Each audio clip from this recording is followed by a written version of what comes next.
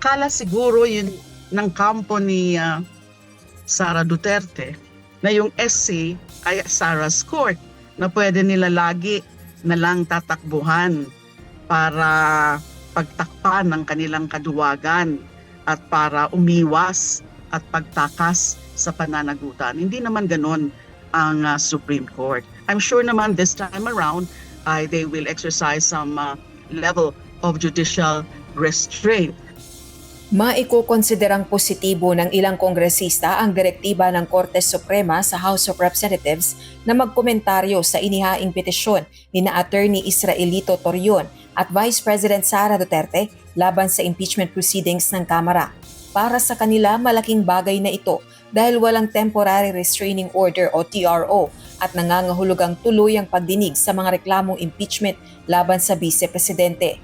Ayon kay House Deputy Minority Leader at mamayang Liberal Party List Representative Leila De Lima, ang Solicitor General ang magsusumite ng komento sa Korte Suprema sa pamamagitan ng pakikipag-ugnayan sa Kamara. It is the Office of the Solicitor General in coordination with, in consultation with the House of Representatives. But because the Office of the Solicitor General, kakailangan din niya yung mga facts, kakailangan din niya yung mga records ng proceedings para makapag-submit siya ng intelligent and comprehensive comment on the petition. So, Office of the Solicitor General representing the House of Representatives. Tiwala ang House members, makakasunod ang kapulungan sa direktiba ng Supreme Court. Ngunit umaasa ang mga sumusuporta sa proseso ng impeachment na tuluyang isasantabi ng Korte Suprema ang petisyon ng kampo ni VP Sara.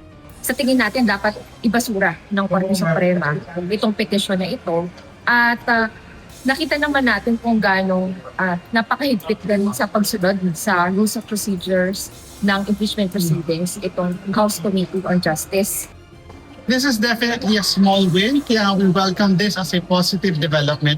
Kasi ibig sabihin, mabibigyan ng pagkakataon na talaga sagutin point by point yung mga niraise na issues ng kampo ni VP Sara Duterte na alam naman natin na covered lahat pagdating sa usapin ng constitutionality nung ginagawa natin dito sa Kongreso. Samantala, formal nang pinahaharap sa House Justice Committee si Attorney Michael Powa sa isasagawang pagdinig ng mga reklamong impeachment laban kay VP Duterte sa April 14. Tagapagsalita ng defense team ni Vice President Duterte sa impeachment proceedings ang abogado. Pinahaharap si Attorney Powa sa pagdinig kaugnay ng paggamit at liquidation ng confidential funds ng Department of Education nang ang Vice Presidente pa ang kalihim nito. Dating Chief of Staff ni VP Duterte si Attorney Powa noong DepEd Secretary pa ito mula 2022 hanggang 2023. Nauna lang sinabi ni Attorney Powa na handa siyang mag-comply sa House Justice Committee, subalit kailangan umanong repasuhin muna ang sapina ng House panel. Paalaala ng House Committee on Justice, ang kabiguang sumunod sa sapina ay mangangahulugan ng karampatang parusa sa ilalim ng batas. Nagpadala rin ang House Justice Committee ng sapina kay National Bureau of Investigation Director Melvin Matibag.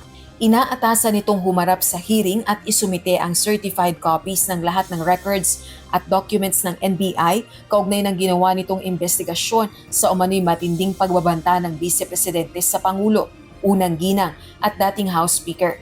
Layon din itong matukoy ang kinahinatnan sa ginawang investigasyon ng NBI kaugnay ng issue. Rosa Licoz, UNTV News and Rescue.